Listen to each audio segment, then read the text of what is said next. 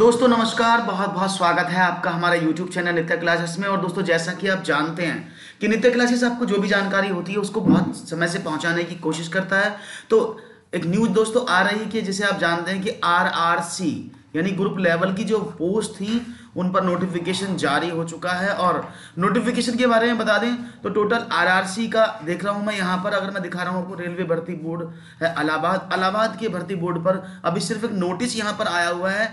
RRC का जो CEN है वो यहाँ पर अभी अपलोड नहीं हुआ है, अपडेट नहीं हुआ है। हालांकि मैंने और वेबसाइट्स को भी देखा, वहां पर जो है वो अपडेट हो चुका है। तो चलता हूं मैं एक और, रेलवे रिक्रूटमेंट बोर्ड की साइट है ये भोपाल, और यहाँ पर देखिए पूरा पूरा CN दिया हुआ है। तो यहाँ पर मैं इसको ओपन कर लेता हूँ। लेकिन इससे पहले बता दूं कि रेलवे भर्ती बोर्ड ने जैसा आपको बताया था वैसे ही 12 तारीख से आवेदन शुरू हो जाएंगे। और दोस्तों सबसे बड़ी बात यह है कि टोटल मिलाकर जो पद हैं वो है दोस्तों 1,00,000, यहां पर दिख रहा होगा आपको, 1,03,739 पोस्ट पर जो है आप आवेदन करेंगे। और वो डिफरेंट डिफरेंट होगा। फीस क्या होगी, क्या प्रोसेस रहेगा, कितनी वैकेंसीज हैं, कहाँ कहाँ पर हैं, ये सब मैं आपको दोस्तों बताने वाला हूं। तो चलिए शुरुआत करते हैं आगे का वीडियो, और अंत तक देखते रहिएगा। इसमें क्वालिफिकेशन क्या चाहिए, क्या ITI जरूरत है या ITI के बिना आप फॉर्म भर सकते हैं, तो क्या है पूरा CEN, चलिए देखते हैं और शुरू करते हैं दोस्तों आगे का वीडियो।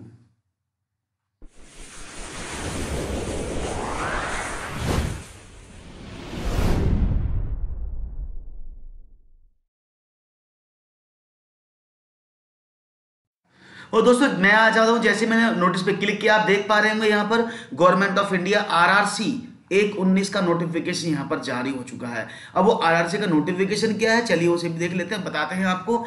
तो यहाँ पर भारत हमारे वर्ष का नक्शा बना हुआ, तो ये सारे जो जितने भी RRBs हैं उन सब के बारे में दर्शाता है हमें।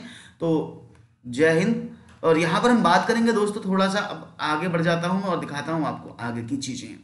तो यहां पर देख पा रहे हैं दोस्तों सबसे पहला पेज ही है नोटिफिकेशन का। हालांकि नोटिफिकेशन भी मैं ऐड कर दूंगा अपने डिस्क्रिप्शन में, वहां से आप इसको डाउनलोड कर सकते हैं। तो पब्लिकेशन तो 23 तारीख को हो चुका था। ओपनिंग जो है 12 तारीख यानी आज, देखिए 17 बजे लिखा है ना, 5 बजे से, आज 5 बजे से ये फॉर्म भरने शुरू हो जाएंगे। क्लोजिंग जो डेट हो जाएगी दोस्तों 12/4 यानी मार्च से शुरू होकर 1 महीना पूरा चलेगा। और यहाँ पर पूरे आपको दिए हुए हैं फीस जमा करने का टाइम, और कंप्यूटर बेस्ड टेस्ट होना है जिसका कोई भी टेंटेटिव शेड्यूल बना नहीं है। लेकिन ये माना गया है कि सितंबर से अक्टूबर के बीच में ये एग्जामिनेशन आपका जो है वो कंप्लीट होने वाला है। ठीक है, तो तैयारी कर दी, समय ज्यादा नहीं है, क्योंकि अगस्त सितंबर तक आपको पूरा का पूरा सिलेबस ही पढ़ना पड़ेगा। क्या क्या होगा, डिटेल ऑफ द वैकेंसीज बता देता हूं दोस्तों। यहां पर आप देख पा रहे हैं पूरी डिटेल मैं आपको दिखा रहा हूं, ये है टोटल डिटेल। यहां पर डिफरेंट डिफरेंट है, हालांकि वीडियो में इतना समय नहीं होता है, फिर भी सेंट्रल रेलवे में ये है, ईस्टर्न रेलवे टोटल 16 के 16 रेलवे जो जोन है उन पर दिखाया गया है। टोटल वैकेंसी इतनी है। अब ये कैसे कैसे वाइफरकेट है, इन सबको दोस्तों आप नोटिफिकेशन में देख लीजिएगा। मैं आपको बता देता हूं टोटल पोस्ट जो है अनरिजर्व जनरल कैटेगरी के लिए वो है 42,355, और जो कैटेगरी SC है उसके लिए 15,559, ST के लिए 7,984, OBC के लिए 27,387, EWS के लिए 10,381। और यहाँ पर फिर टोटल वैकेंसी होगी दोस्तों 1,03,769। ठीक है, तो टोटल वैकेंसीज ये हैं, जो इनका बाइफर्केशन मैंने आपको दिखा दिया है करके कैसे कैसे है। तो काफी मात्रा में जो है, काफी भरपूर मात्रा जिसे कहते हैं, भरपूर मात्रा में वैकेंसीज आई हुई दोस्तों। बस आपको अपना करना है और मेहनत करनी है, उसको ले लेना है वैकेंसीज को। तो PWD reservation vacancies the following critical operational post can not be given due to the job recruitment. ठीक है ना, तो असिस्टेंट पॉइंट्समैन, असिस्टेंट ब्रिज और ट्रैकमैन, इनको ये किसको नहीं है, PWD कैंडिडेट को ये वैकेंसीज नहीं दी जाएंगी। नहीं, 56,504 वैकेंसीज को जो है रिजर्वेशन वैकेंसीज ये नहीं दिया जाएगा। इन जो पोस्ट हैं, पोस्ट कौन कौन सी मैं आपको बताऊंगा, पूरा डिटेल दिखाऊंगा पोस्ट के बारे में भी कि पोस्ट क्या क्या हैं और कौन कौन सी पोस्ट पर आपको फॉर्म भरना है, ये सब मैं आपको बताता रहूंगा। तो दोस्तों हम बात करते थोड़ी सी आगे, और मैं कुछ दिखाता हूं आपको बाकी चीजें, क्योंकि यहां भी आपके दिमाग में एक क्वेश्चन चल रहे होंगे कि सर एजुकेशन क्वालिफिकेशन क्या है, या आपके दिमाग में ये चल रहा होगा कि सर जितनी भी पोस्ट है उनके लिए हमें क्या करना होगा, क्या नहीं करना होगा। बहुत सारे क्वेश्चंस माइंड में होते हैं आपके। नेशनल तो आप जानते हैं क्या होता है, 5 साल और 3 साल की छूट है, ये आपको पता होगा। ये एज है 18 से शुड बी, जो डेट है यहाँ पर देखिएगा 18 से 33 वर्ष के बीच में जो है आयु होनी चाहिए। अनरिजर्व जो है upper limit of the death, यानी 1986 के बाद वो पैदा नहीं होना चाहिए, 1983 से ओबीसी और एससी 1981 से। फॉर कम्युनिटीज कैटेगरीज ये तो candidate belongs to SC ST categories के बारे में बाद में बताया जाएगा, क्योंकि मैं इसको आपको समय वेस्ट नहीं करना चाहता हूं, तो मैं पूरा का पूरा आपको वहीं लेके चलता हूं जहां एजुकेशन क्वालिफिकेशन की हम बात करते हैं। दोस्तों कैंडिडेट शुड हैव, यहाँ पर बहुत इंपॉर्टेंट चीज है कि क्वालिफिकेशन क्या चाहिए। Candidate should have requisite minimum educational qualification indicated for the post in the annexure A. अब अनेक्सर ए कम है, चलिए उस पर भी लेके चलता हूं। No diploma degree in engineering will not be accepted. देखिए देखिए, अगर बार बार प्रश्न पूछा जाएगा, मुझे पता है इस वीडियो के कमेंट सेक्शन में कि जिनके पास बीटेक है या जिनके पास पॉलिटेक्निक का डिप्लोमा, क्या वो भी अप्लाई, तो जी नहीं, वो diploma degree in engineering will not be accepted in lieu of course completed act apprentice ITI. Also, graduate act apprentice will not be accepted in the lieu of the course completed act apprentice.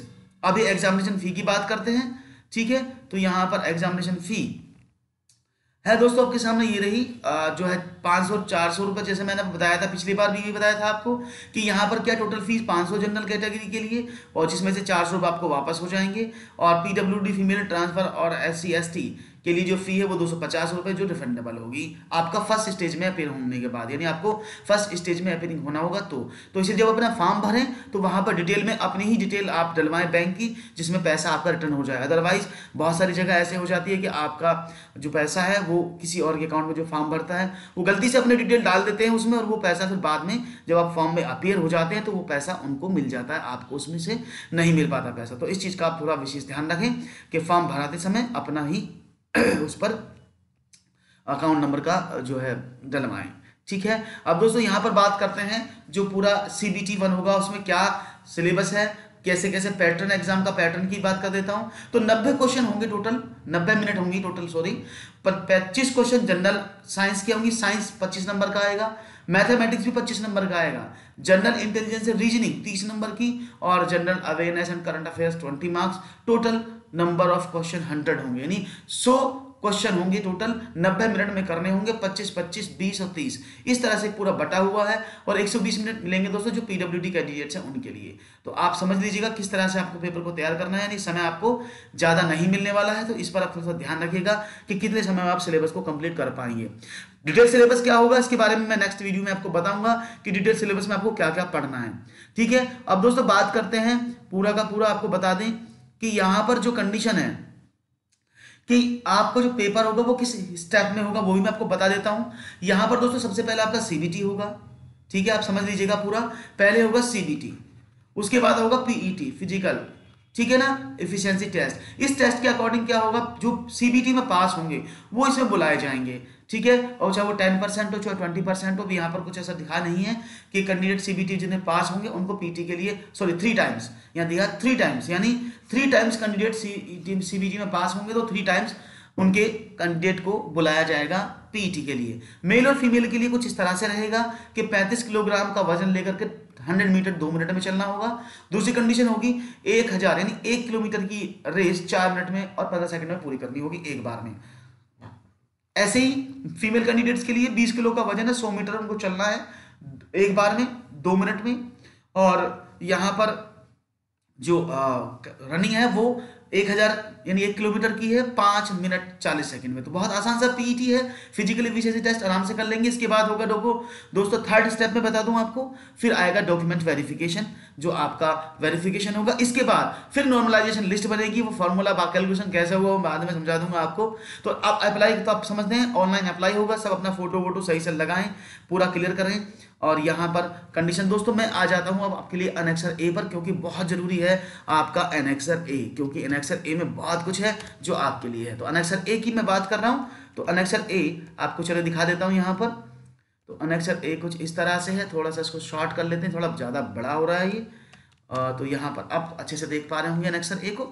चलिए तो annexure A की दोस्तों बात करते हैं। यहाँ पर देख लेंगे आप RRC 2019 पोस्ट पैरामीटर्स। अब यहाँ पर बहुत छोटे छोटे मोटे मोटे शब्दों में लिख दिया गया है। टोटल दोस्तों 17 ये पोस्ट रहेंगी इसमें, जिसमें assistant workshop, assistant bridge, assistant CNW, assistant depot, assistant loco shed, ये सब मैकेनिकल। अब डिपार्टमेंट कौन कौन से हैं इनके, जहां पर आपका डिप्लोमा एलिजिबल होगा, mechanical engineering, mechanical storage, mechanical electrical traffic, SMT engineer.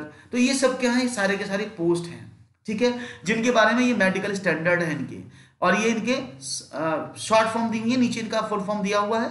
अब यहां पर बात करते हैं दोस्तों एज की। एज क्या है, 18 से 33 वर्ष की उम्र आपको मांगी है। अब देखिए यहां पर क्या लिखा है, 10th पास और मीन्स होता है या तो 10वीं पास या फिर आपके पास ITI।